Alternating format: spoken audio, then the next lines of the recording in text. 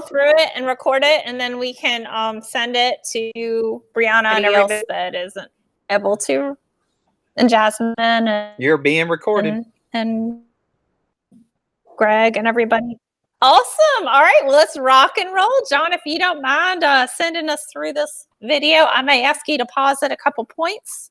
But this is our major fouls. These are really super important, obviously, and the things that we want to consider our points of emphasis this year. So let's go ahead and, John, if you don't mind, go ahead and get us started. It is important that officials know and understand these fouls, as well as recognize them.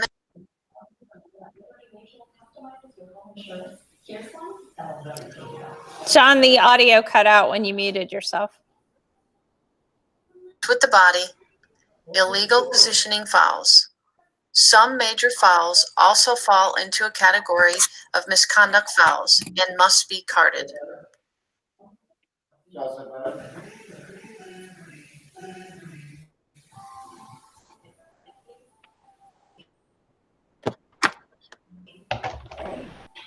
Click each area to learn more.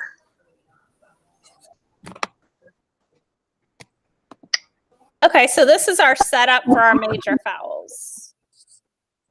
So area 1 is the green area. And John, if we click over there, it's going to show, and I'll just go ahead and read through this. It's pretty simple and very standard. Minors is that on our majors, we're going to go 4 meter behind, and then 4 meters in. And so this is anywhere in that green area, which is not in our critical area. We're going to be going the offender 4 meters behind, and obviously it's free motion if she doesn't get that full 4 meters, and we go ahead and our attack goes ahead and starts. That's fine. We do want to try to move her 4 meters in from the boundary in that area outside of the critical area. We're going to go through the major. It's important that we first of all understand how we're going to set. Because as we go through each of them, we'll kind of review this. Area number 2 is in the critical scoring area, but below the goal line. So it includes the area where the dots are. It's back there behind the goal line extended. It's super easy. You just move them to the closest dot. Okay. Pick the closest dot, send her there. The offender, again, goes 4 meters behind and away from the goal. A lot of times they'll try to position themselves differently. It's our role to put them behind the goal, the drive to the goal. Okay. So that's area number 2. Area number 3 is that orange area. It's in between 8 and the 12 there. Okay. And so you're going to put the offender behind, and you're going to put the ball on the 12 meter. So if the foul happens between the 8 and the 12, the ball goes to the 12 meter fan closest to the spot of the foul. So just slide her out. And then we're going to clear the penalty lane, which is from the goal circle extended to the spot where you're going to place. So say you're putting the a ball at the top of the 12. You're going to clear the space between the edges of the goal circle all the way up to get everybody out of there. You're clearing that lane. She can shoot if she chooses to. And you're always going to put that offender behind her, 4 meters behind. Now, inside area number 4, which is the red area, this is a foul inside the 8 meters. The ball is going to go to the closest hash mark to the foul. The zone, you're going to clear, an offer goes behind. And remember, the defenders are allowed those closest hash marks.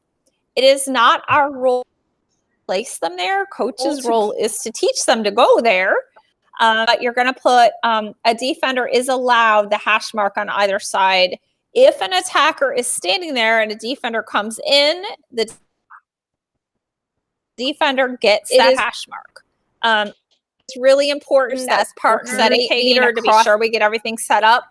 The rest of motion, forget that. Free. Now in these COVID times, they've asked for 1 meter of free space. So in the past, the defenders were allowed to, those defenders that were getting the hashes on the attack, were allowed to like buddy up and push off of each other to accelerate their motion.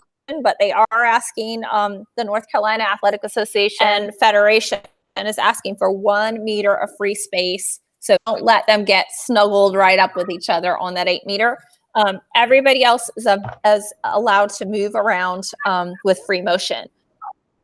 So these are all whistle. This is a whistle start.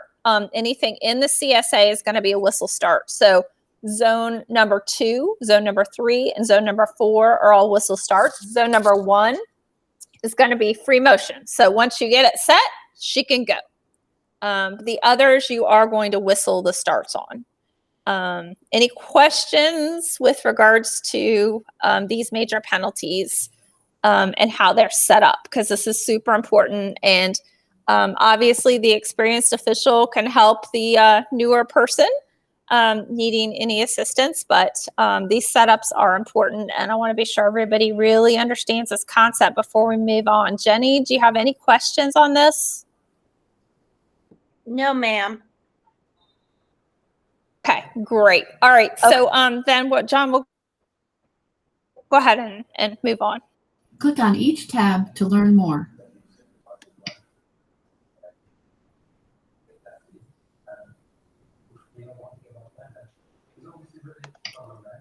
All right, so the first foul we're talking about is the check to the head. They're showing the signal for the check to the head. And here's a video which doesn't do a great job of showing a check to the head, but we'll go ahead and we'll start this and see what we can see here. Okay, girl goes down, obviously, with a nice big swing there. It is hard to see on these videos, and I apologize for that. If we make them full screen, we can see a little bit better, but there is a lot of hesitation on these videos. So obviously, check to the head. You're going to card these. That's a mandatory card. We're going to show the penalty next. Yep, we can show this one too. That's fine.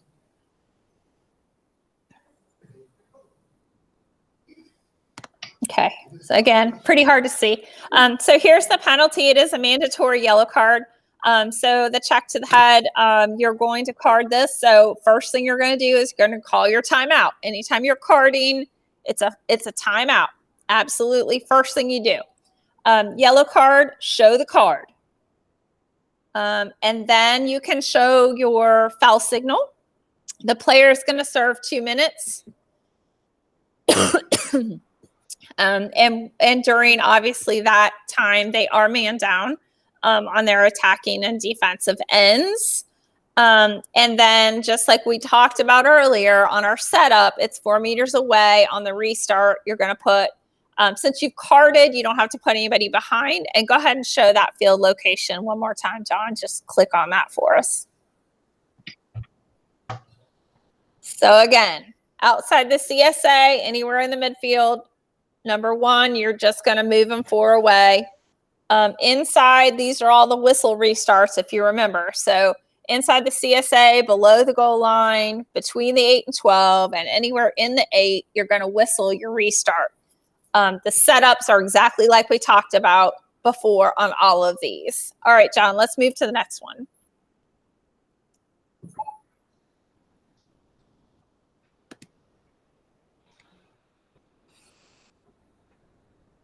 Okay, crossing the sphere.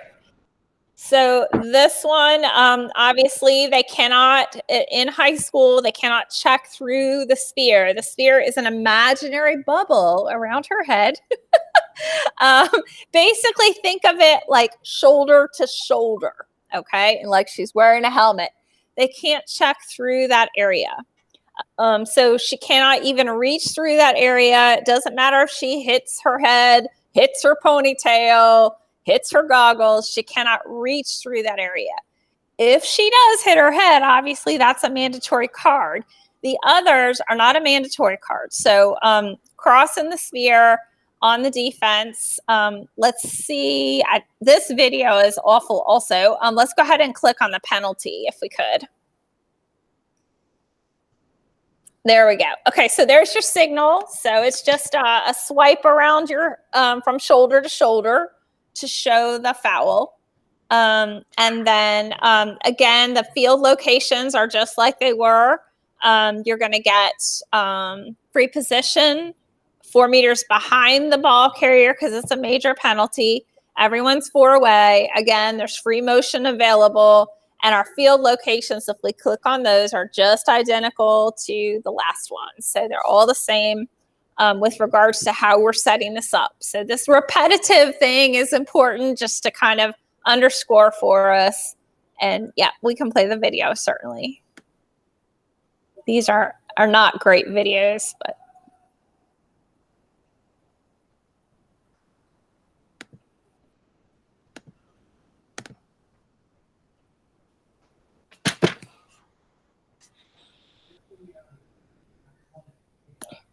Yeah.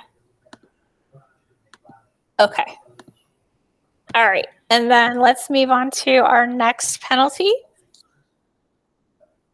which is illegal cradle. So this is where the attack is actually cradling into her own sphere. Okay. So we just talked about the sphere, which is shoulder to shoulder. This is an excellent call if you can make it. Because what it does is it discourages the defender from reaching in there. So you're watching for the player. This typically happens, obviously, if they're closely guarded or very underskilled. They'll pull their cradle in and they'll cradle within their shoulders as opposed to being outside of their shoulders where it's actually checkable. So, and this happens also like if they're trying to duck through a double team, that illegal cradle, and that's an offensive foul, and it probably doesn't get called enough. So something to be looking for, especially in traffic, when attack is coming in to a good defensive team. She'll oftentimes try to pull that stick in an effort to not be checked. But in effect, she's causing danger to herself. Let's take a quick look, at the signal there. So basically, you're just taking your hand and waving it within the sphere rather than without the sphere. So it is, she's pulling that stick into her sphere. So you're going to do a circular motion in front of you in your sphere, and they'll take a quick look at these videos. Let's try, John, if we can, to make them full screen. I think it lets you do that. If we try I'm trying. That's what I'm trying one to do right them. Okay, no worries. No worries. I appreciate it. All good. Try number 2. Like, they're not great videos, so I'm not that worried about watching.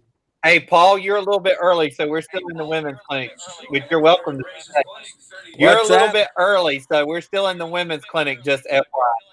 Okay, that's cool. No problem, John.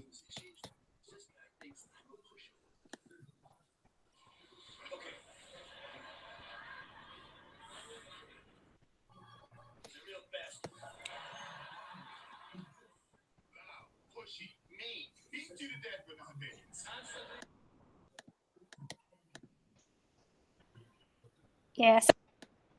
Michelle, I muted you by accident. You got to unmute yourself.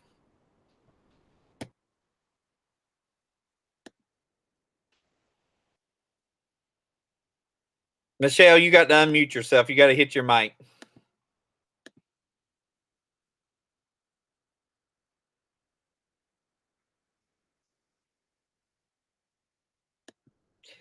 Hey, Michelle, I hit mute by accident. There we go. There we go. We're good. I was trying. It just wasn't letting me. So illegal cradle, the setup is the same as the others. So zone 1 outside of your critical scoring area, you're going to just put them 4 behind and restart your play. If you're in the CSA, then it is a whistle restart, and looks like we have something else going on. A Google sign in. All right, cool. Hold on 1 second. I'm trying to get those videos to full screen. Gotcha. Okay, cool. So if this doesn't work, I give up for the night. No worries. You're doing great, man. And the videos are not that important, honestly. They're not. All right, here we go. We'll go to the next one. All right, here we go. Cradle in the sphere, number 2. Okay. All right, so dangerous contact. So this is a generic foul, which can be applied to any kind of dangerous play that happens out there, and there's plenty of it that does happen. But it's a dangerous contact, dangerous play is what you would use if you had some malicious contact happening, such as in the photo there. And so, any thrusting, shoving, especially somebody without the ball, a defensive player, that's where you definitely can use this. We want to keep this play as clean as possible. And this is a great tool to use if you need to, if you just have some nasty stuff happening, dangerous contact. There are some videos associated with us too, John. I don't know if you're still there. John's having trouble tonight, I think. All right, we're going to keep going. Dangerous follow through is, hey, John, welcome back. We're kind of moving on to dangerous follow through, which is the next one, which is a mandatory card as well. Dangerous follow through is when they are going to go ahead and continue a propelling of their stick, which makes contact with or is dangerous to another player. So if we can show the signal, John, if we're able to, that would be great. First one, there you go. Yep. So basically, it's just the swing motion that you're showing, and like kind of miming what the shot would look like. Typically, this does happen on a shot, but it can happen if they're checking somebody also. But for the most part, it's on a shot. Let's see what if that video will play for us, John. The video will not play.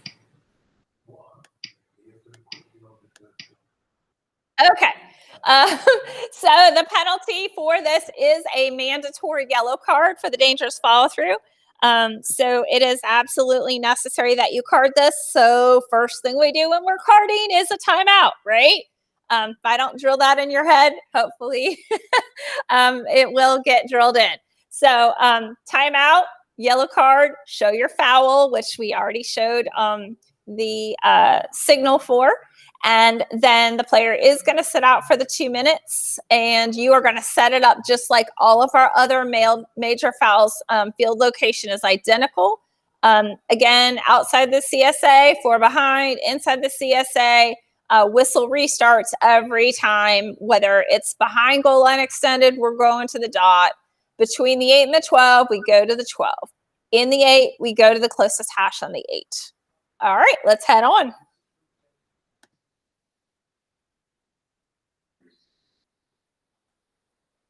All right, dangerous propel, a little different than the follow through.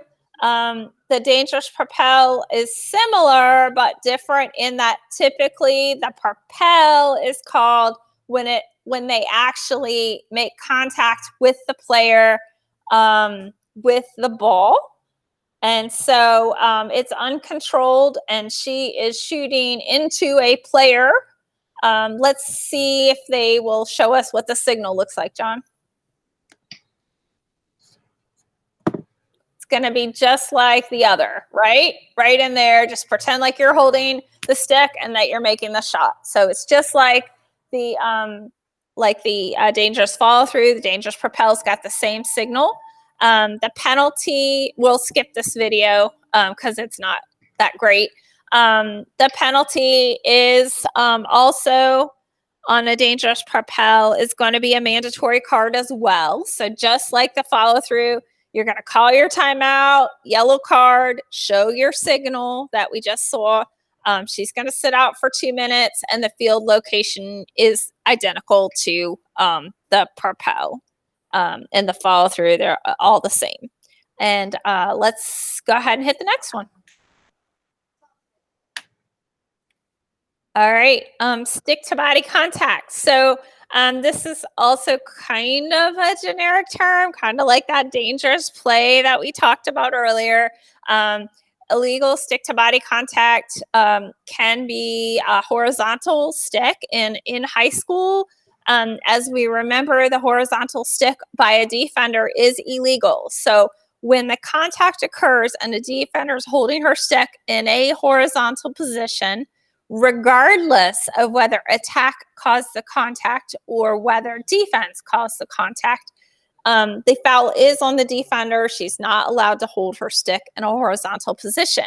A lot of times we just term this as horizontal in an effort to help the player understand what she's doing. That's illegal.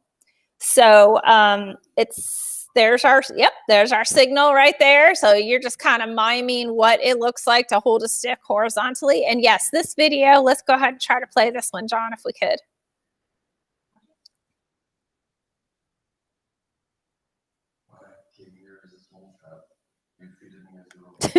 Okay. I don't know how helpful these are, but.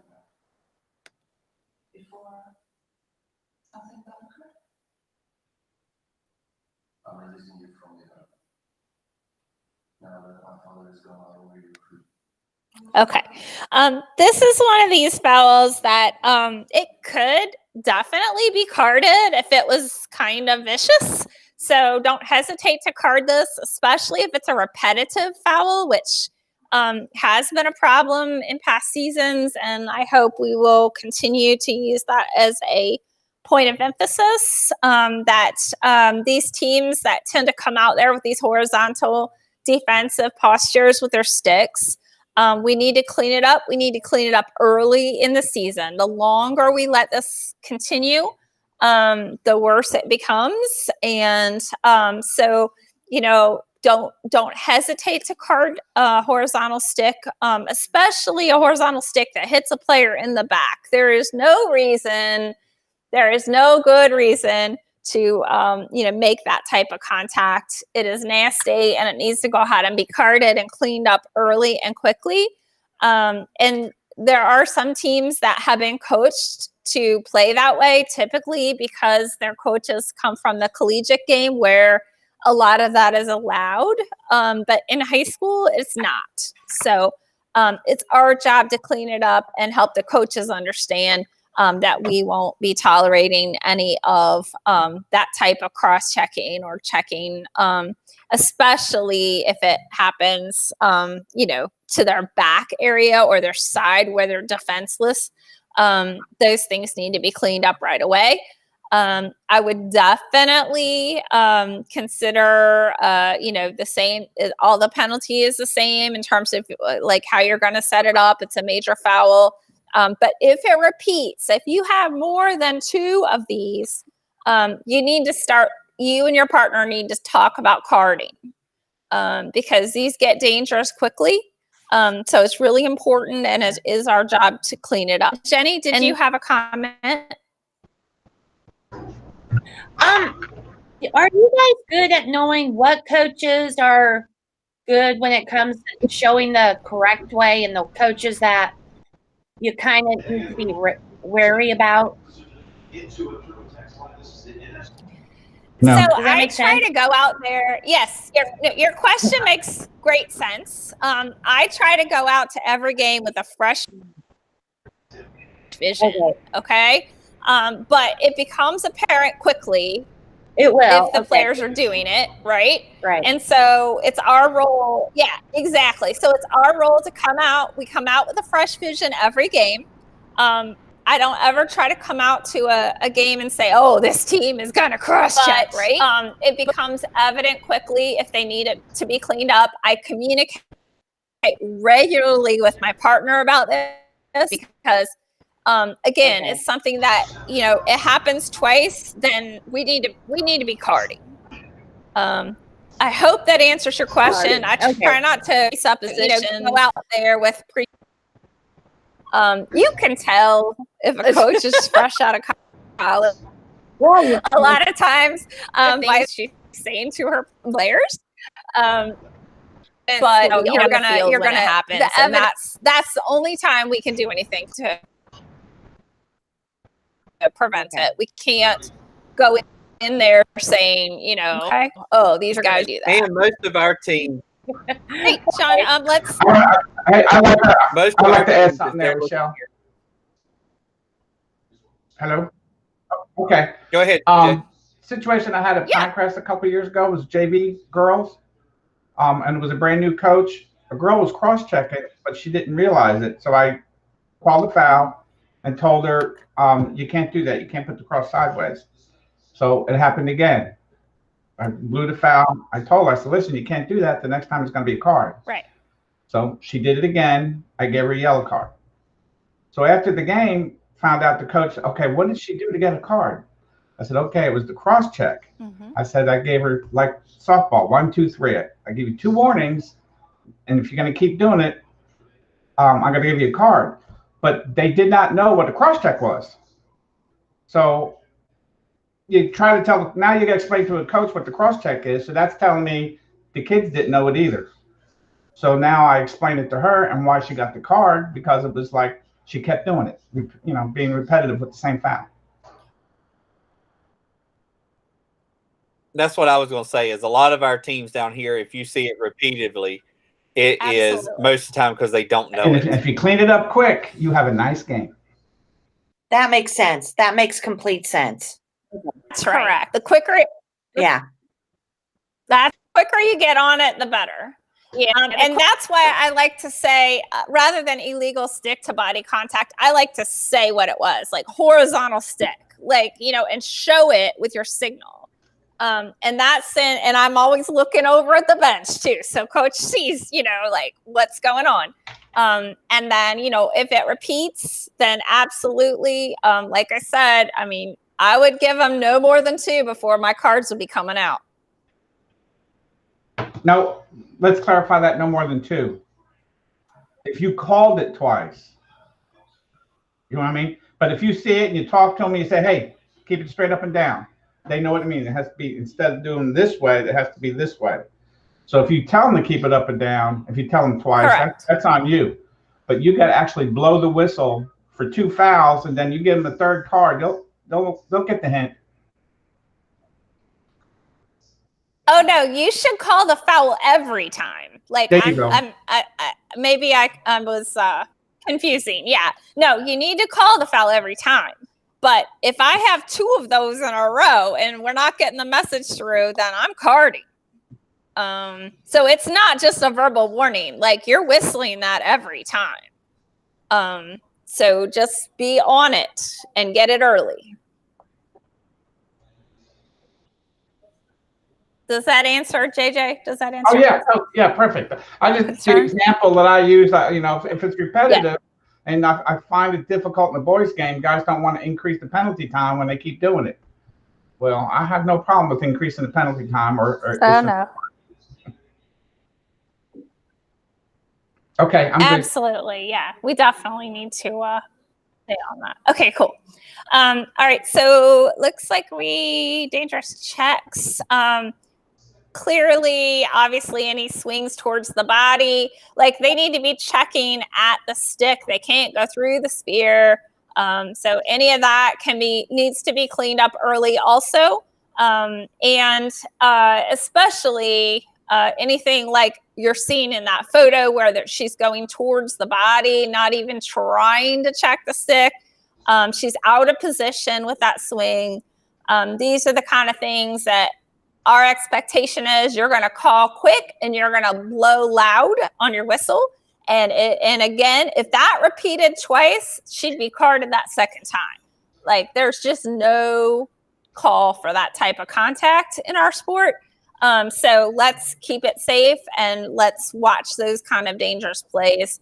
Hopefully all of us will be on that. And yes, here's our signal, and you're just going to show where the contact was, just like you're chopping at your own arm. Here's a nice little video.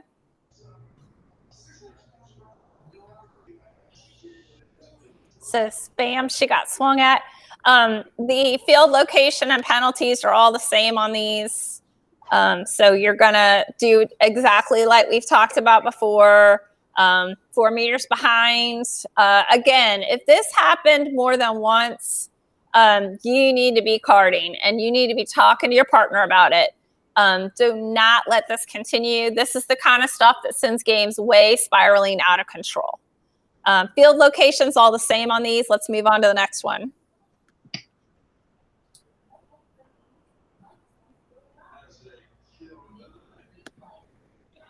Okay, so the slash, this is the classic, usually both hands slide down to the bottom of the stick and you get a big tomahawk swing. Could even hit the ground, but doesn't have to. It's those big roundhouse swings, especially as you can see in this photo. The player behind her is way out of position. The girl is beat and she's just gonna swing and she's not even making any effort to check a stick. These oftentimes do go through the sphere. They can cause contact with the head. This kind of stuff needs to get cleaned up. So this is a mandatory yellow card, the slash, and it definitely sometimes, as you have partners on the field, sometimes they can see things on the other side of the field even that you might not have a great vantage point on in terms of like how that stick was carried. But anything that's a big roundhouse swing, slash like that needs to get called, traffic or not traffic at the high school level, clean it up. Signals, just a big roundhouse swing of your arm, just like they're doing with their stick. And then the penalty is a mandatory yellow card for any slash. So again, the 2 minutes, she's going to go behind. And all of the field positioning is the same. And we can try this video if it'll play for us.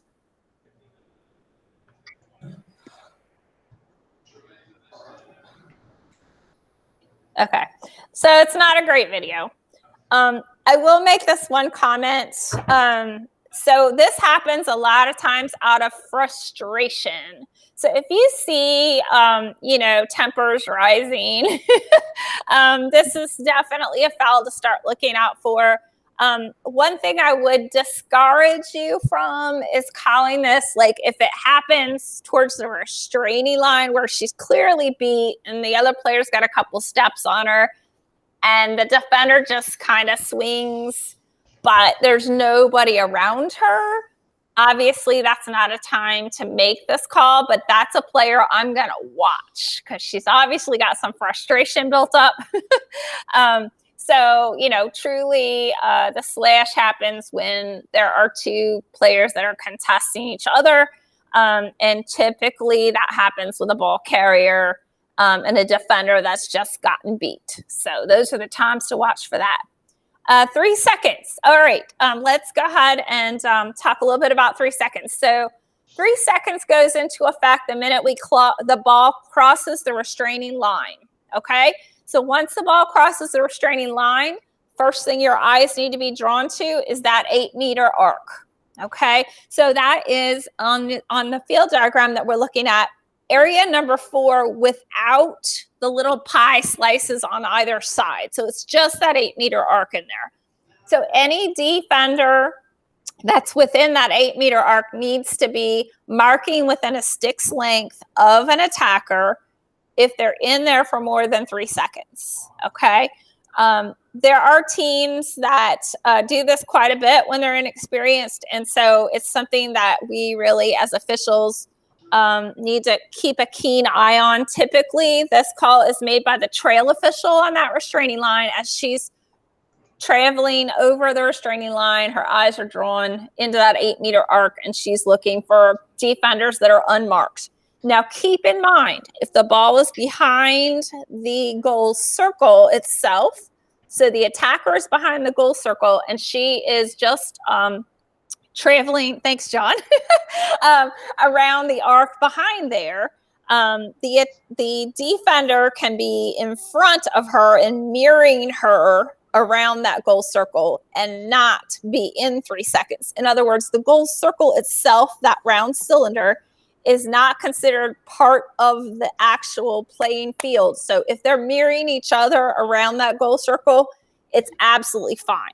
The times that you end up with a 3 seconds call is if attack then jets off and defense is stuck there in the middle of the 8 without mirroring her attacker. She'll be in 3 seconds.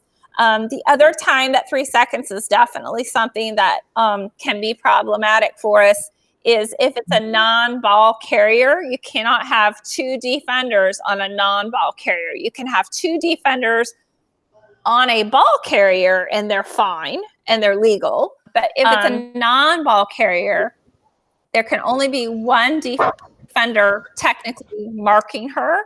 The other one will be in 3 seconds.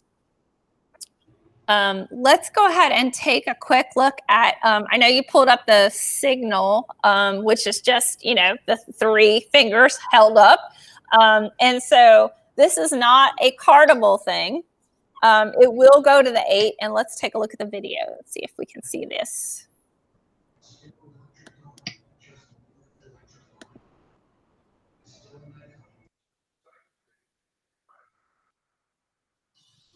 Okay, so see, you've got a bunch of defenders in there that are unmarked. So that's when 3 seconds is a problem. And the reason it's a problem is several-fold in our game, which is different from the men's, of course. And a lot of male guys that do both sports, this is a tough concept for us to get a hold of. But if they are not marked, not only are they in 3 seconds, but a lot of times they're going to be in shooting space as well. So they have to, abide by the rule of marking. If they're in 3 seconds, they're also probably in shooting space. And this is a picture of that right there. So you've got a defender that is getting ready to mark number 11. And then you've got that other defender down there who is in number 11, could very well be looking to shoot. You can't tell from this photo. But not only is she probably in 3 seconds, she's probably in shooting space, which is another penalty we're about to speak about. All right, let's go ahead and hit that penalty part. So you're going to get the free position. It's always going to go to the 8 on a 3 seconds for the most part because they're going to be down there playing. 4 meters behind. It's an immediate whistle. So we have to whistle these fouls, obviously. All of the ones in the CSA we're going to be whistling. Shooting space, we just talked about that. But we're going to go into that in a little bit more depth. So shooting space is a non-marked defender. There's a couple of things in the recipe for shooting space that need to be intact. So with shooting space, you need to, the attacker needs to be looking to shoot. So she needs to have an intent to shoot. And then the defender, of course, would be unmarked, just like we talked about in that last photo that we looked at. Shooting space is something, that you kind of almost have to anticipate. So you're watching, and this is often called by your trail official rather than your lead. But in 2-person, the lead will call shooting space on her half of the 8, and the trail will call it on her half of the 8. So the trail official is looking from the center of the 8 off to the whole other side of the 8 for this foul. Shooting space is an immediate whistle. Again, it's almost something you anticipate. Like you see that defender down there. If you haven't called her for 3 seconds, you're probably going to end up with a shooting space call, which is an immediate whistle. You have to have that whistle under your gator and ready to go because you got to ping this one right away. So be sure that you're on the lookout for this. Typically, a lot of times it'll be that low defender that slides into shooting space. And these are typically calls that happen, it has to be a drive to goal. So the girl has got to be attempting to shoot. So it's an imminent attack of the goal when the defender steps in between the attacker and the cage. And so you whistle immediately, and your penalty is set up just like all of our other 8-meter shots, and field location obviously will be on the 8 when this happens. It is a whistle restart, of course, because you're in the CSA. Okay, let's move on to the next one, John.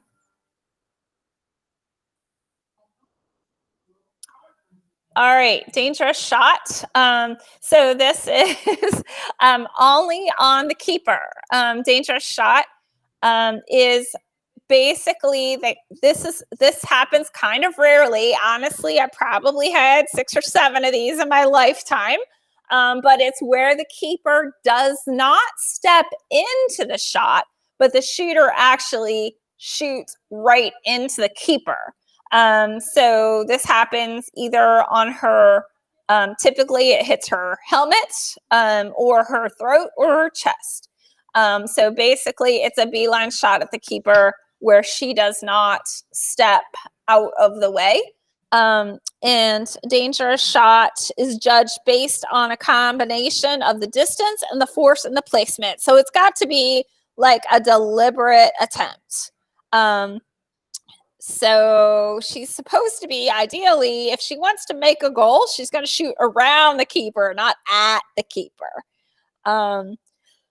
If the keeper does react or steps into the shot, then that is not to be called. So it's only if the shot is taken directly at the keeper with intention. Obviously, immediate whistle, and everyone is 4 meters away when we restart. 4 meters behind the ball carrier for the next person.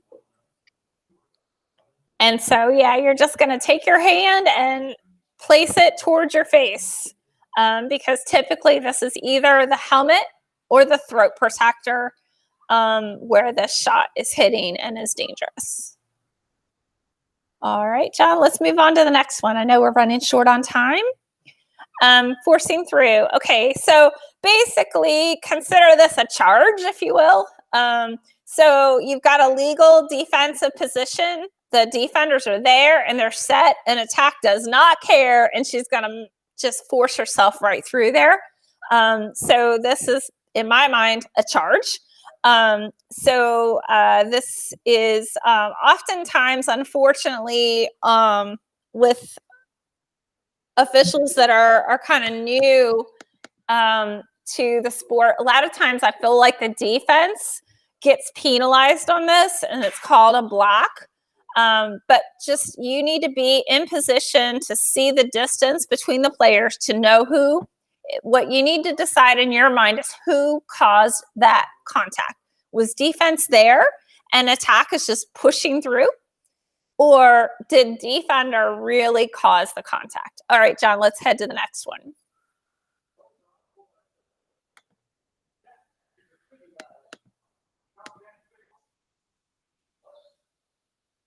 All right, so a push. This is pretty obvious, right? Like, you can see that the red player is just kind of shoving the white player. I don't think this needs too much explanation. She can't push her, redirect her, shove her in one area or another. That is obviously going to be a major foul. So in order for the attacker to be checked legally in this position, the red defender has to get her feet ahead of the attacker. So if she tries to reach across and check, if the red player tries to reach across and check the white player, her feet need to be ahead. Otherwise, she's causing danger because her stick is going to come near the head or across the body of the other player if her feet are behind. Now, if she were to take a legal check, it would be from the other side where she can actually check without reaching across. You're fine, John. Go ahead and move on to the block. That's fine. Yeah, check. Okay. So you're just showing where the check happened. So a block is just like a block in any other sport, where you're trying to reroute your opponent without giving her space and time to change direction. So blocking, again, we talked about the charge. And I joke a lot about a blarge, where one official has the opinion that it was a block, the other has the opinion it's a charge, and we could have a whole nother class on that. But the block is where the defender causes the contact and sends the attacker off her path. And there's the signal for the block. All right, John, we'll move on to the next one.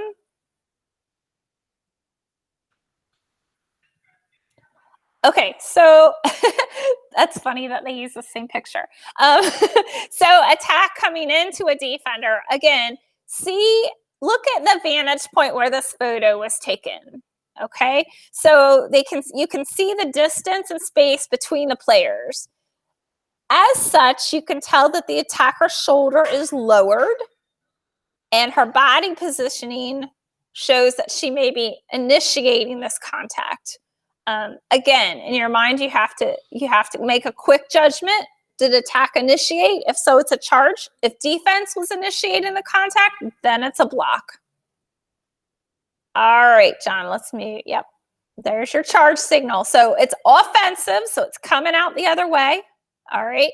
If it's in the CSA, remember, it's always a whistle restart regardless of which direction it's going. Okay. A pick. In women's lacrosse, this is oftentimes confused because different sports call picks different things. In our sport, a pick has to be in the visual field. For it to be legal, it has to be in the visual field of the other player. So this whole concept of a moving pick, just because the player moved doesn't mean it's illegal. As long as she's in the visual field of the other player, it is legal. So you're looking for the player that sets a pick that's not within the visual field, and just you need to kind of really think about what your visual field is on the field. As a player, like what can you see, what can't you see? And you're watching for those that are set with what we call kind of a blind pick, where she can't see her, she has no time and space to change direction. And so therefore the contact happens, and it's pretty apparent when it happens. Typically the attack is kind of, really offset from her path, and those calls need to be made right away. And there is your signal. And John, yeah, let's move on to the last. We're going to have time for probably one more, and then we need to, okay. Hooking. So basically, if you can look at the bottom of number 9 stick, the defender is using the webbed portion of her cross to pull the bottom of number 9 stick away from her. And so this happens pretty rarely, and usually it's what we call kind of a dirty play. It's like jersey pulling. So you're gonna use the signal that's shown right there. We don't need to show the video. It is a major foul, so you're gonna set it up just like our other major fouls. False start on the 8 meter. So before the whistle, obviously, if we go ahead and attacker goes ahead and starts before our whistle and signal, that is a major foul. You're going to set that up, and it's just like an illegal motion. So you're going to rotate your arms in a circular motion like Patty's doing there. And that is going to be another 8 meter. A trip is definitely pretty self-evident there. And that's kind of where their feet get tangled. And typically it's still, you're looking for a deliberate trip. You just show your foot, kind of kick it out there. is your signal. And that is, again, a major foul. So you're going to set it up just like our others. A hold is just basically where she's using her stick to detain or retain or push a player and does reroute her or redirect her. Again, there's your signal right there.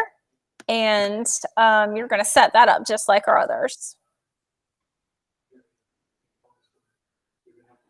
All right, I think we're going to go ahead and stop here, John, because I know you guys need to start yours.